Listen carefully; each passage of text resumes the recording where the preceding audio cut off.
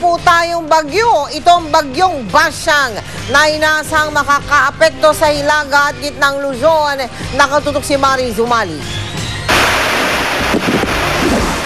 Nagsimula na ang panahon ng bagyo sa pagdating ng bagyong Basyang. Inaasahang magdudulot ito ng malakas na ulan at hangin sa northern at central Luzon. Ang inaasahang landfall nito ay sa bandang Isabela Aurora area. Sa pagtaya ng Pag-asa, mananatili sa loob ng Philippine Area of Responsibility ang bagyong Basyang sa susunod na 3 hanggang 5 araw. Pero tila hindi ito gaanong makakatulong para maitaas ang water level sa Angat Dam na pinagkukunan ng 97% ng tubig ng Metro Manila. Sa ngayon, mas mababa pa sa kritikal ang level ng tubig sa Angat. Ang kakailanganing ulan daw para maiangat ang water level sa normal, mas marami pang ulan sa ibinuhos ng bagyong Ondoy noong 1 taon. Ang isang gusto namin sanang senaryo na mangyari itong Basyang, medyo lumakas siya ng konti, lalakas siya. Kasi yung maganda kasi yung track niya, na-enhance niya yung habagat. Kung ma-enhance yung habagat, kahit na medyo northern Luzon ang track ng bagyo, yun ang magpapaulan. Sigurado yun sa watershed ng Angat. Mabilis din daw ang takbo ng bagyong Basyang. Kapag mabilis ang isang bagyo, maliit lang po yung oras niya para mabigyan niya ng rainfall, amount of rainfall ang isang lugar. So kung mabagal lang isang bagyo, kahit hindi ganun kalakas pero may dala-dala nga itong ulan, posibleng mas marami nga yung ulan na idudulot niya o ibibigay niya sa isang lugar. At dahil parating na ang mga bagyo, pinaghahandaan na ng Pag-asa ang pagdaragdag ng 8 pang Doppler radars na ginagamit para masukat kung gaano kadami ang ulang dala ng bagyo. Mahalaga para makapagbigay ng sapat na babala sa mga tao sakaling maulit ang sunod-sunod na pananalasa ng bagyo noong 1 taon na naging sanhi ng malawakang pagbaha. 2 Doppler ang gumagana na sa ngayon, madaragdagan ng isa sa Agosto at isa pa sa Setyembre.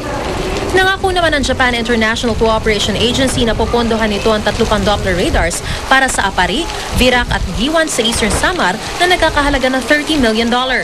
Inaasahang sa 2013 ay magiging operational na ang mga ito.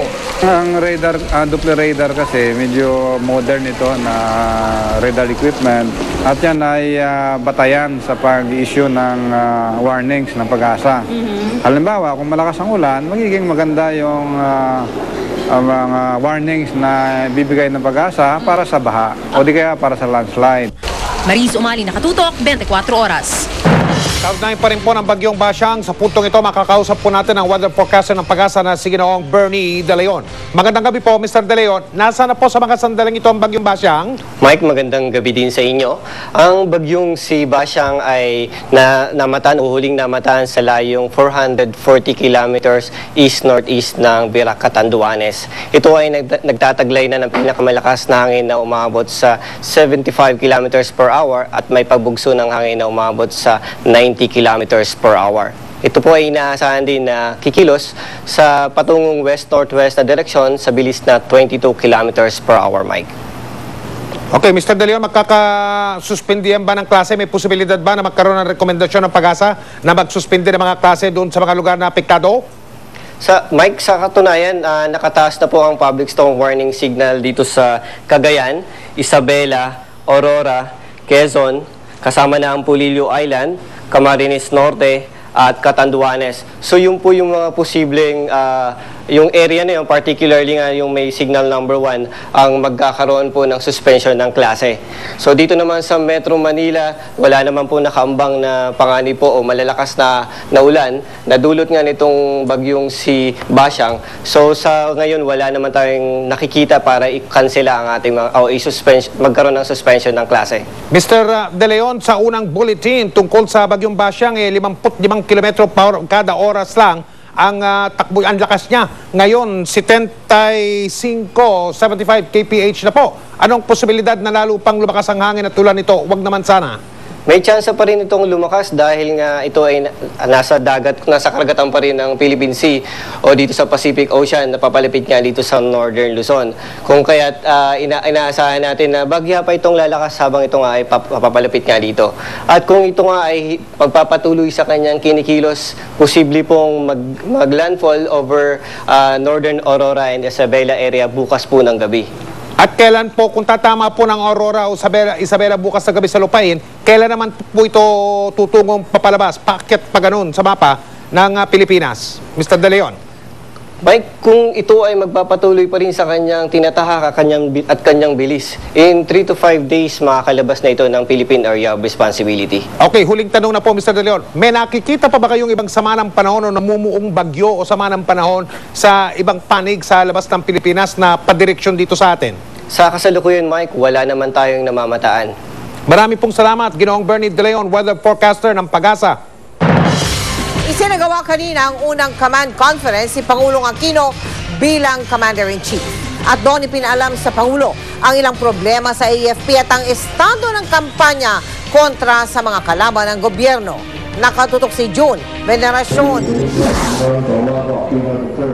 Ito ang unang pagkakataon na makilala niya ang mga pangunahing opisyal na militar at unang pagkakataon para malaman ang estado ng AFP at ng kanilang kampanya laban sa mga kalaban ng pamahalaan.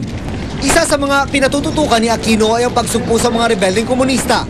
Pero paalala niya sa mga sundalo, siguruhing igagalang ang karapatang pantao sa kanilang mga operasyon.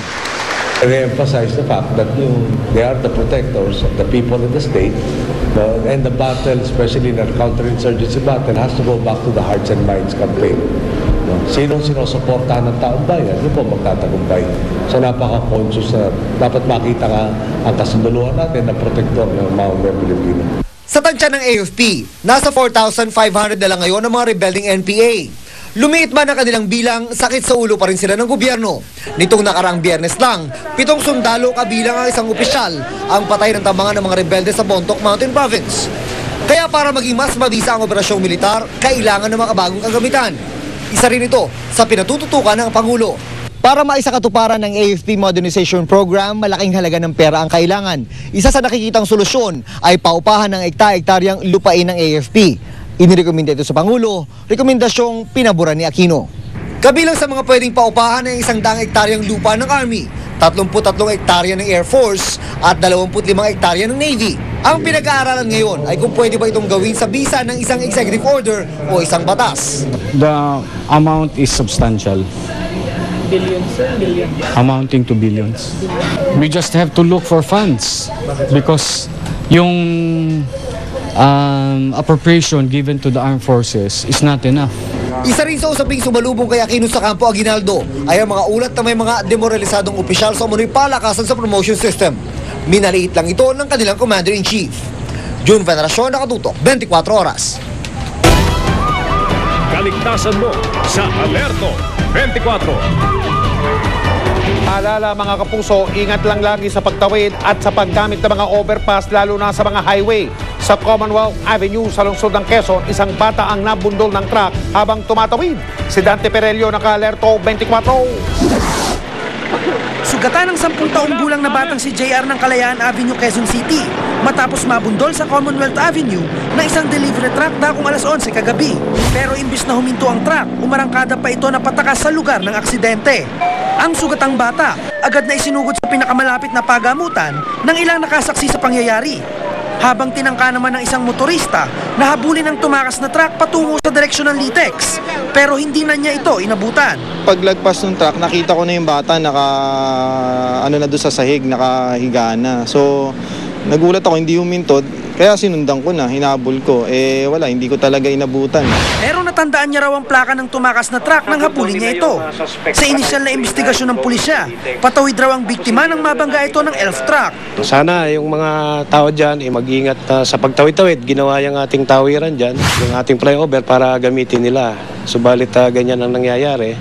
Minsan may katigasan ng ulo yung ating mga kababayan. Tuloy ang follow-up operation ng pulisya para matunto ng sospek para papanagutin sa nangyaring aksidente. Dante Perelio, naka-Alerto 24. Isa ang patay at 2 ang sugatan sa pagsabog sa Pasig kagabi. Ang sumabog ay isang tinatawag na improvised explosive na nakakabit sa cellphone. Hinihilala ng mga pulis na ang gumawa ng pampasabog ay yung mismong namatay na lalaki. Napagalaman din po na mayroong warrant o pareso, mandamiento de aresto na pala sa kanya dahil sa kasong pagpatay o murder.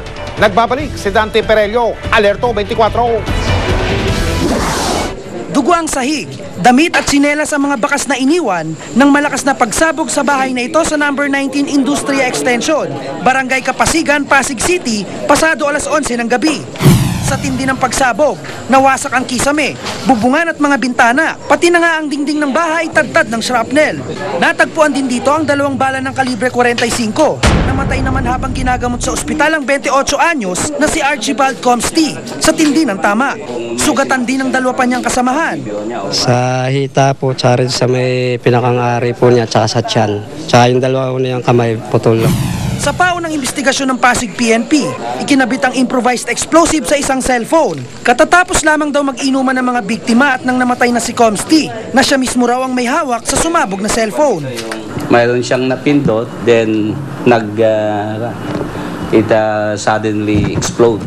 So, it appears na pinaglalaroan ng kwan. Yung mga biktima, sila din mismo ang naglalaro. Nadiskubre rin ng pulisya na may nakabinbing warrant of arrest si Comsti dahil sa kasong murder taong 2008 pa at matagal nang nagtatago. Kaya hinala ng mga investigador, maaaring si Comsti mismo ang may gawa sa IED bilang pansanggalang sa mga